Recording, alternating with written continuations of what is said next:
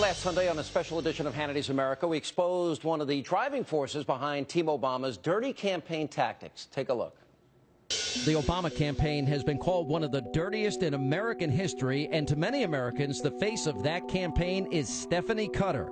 Hi, I'm Stephanie Cutter. I'm the Deputy Campaign Manager here at Obama for America, and I wanted to arm you with the facts. Willing to say anything necessary to get her candidate reelected, Cutter has waged a campaign of lies and slander.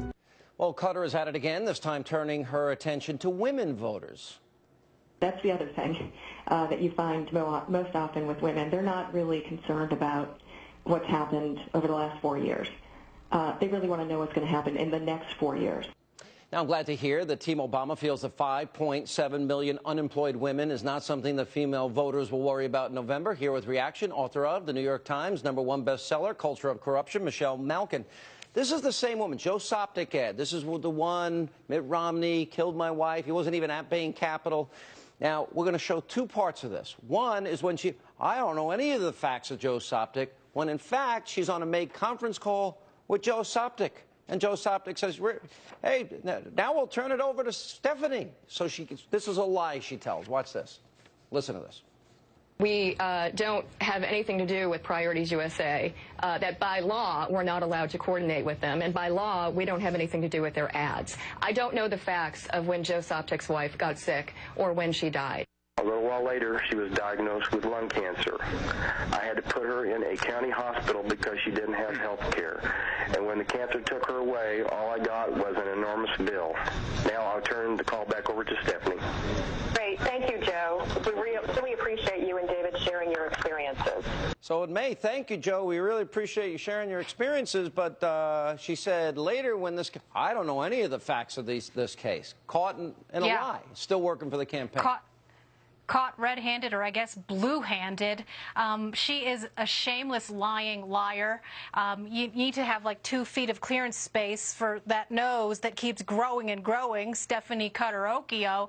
And here she is now trying to persuade women that they should just forget the last 4 years, down the memory hole, all those millions of women who are out of work, all the millions of female taxpayers whose money has been squandered on crony projects and boondoggles, and she just so blithely blabs and blabs about the war on women, when of course it's this administration that has waged it most ruthlessly on mothers, grandmothers, daughters, sisters of all the men who have lost their jobs and who are far less better off than they were 4 years ago. You know, it's amazing, and all the women that have lost their jobs, and you know, the president that's divided so much in so many ways, but the economy is not better for the American people. We threw all these statistics up at the beginning of the program, things that are ignored by the mainstream media.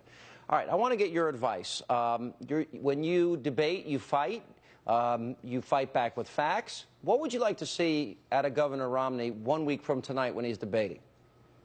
Well, I'd like him to take on the rigged game that this entire presidential debate system has become. And, of course, they accepted the current lot of lapdog liberals who will be controlling that venue.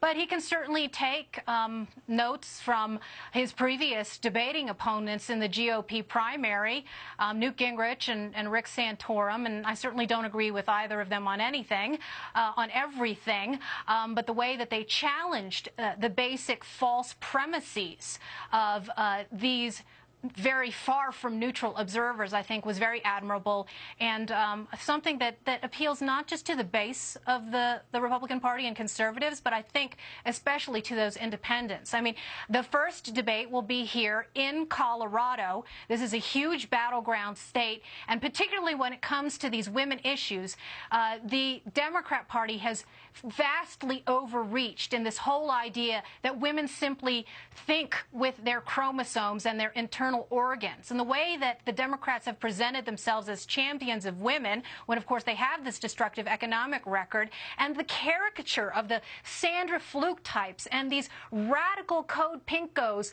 prancing around in costumes dressed up as reproductive organs. This is not what mainstream females are about, and we need to have the Romney campaign representing that.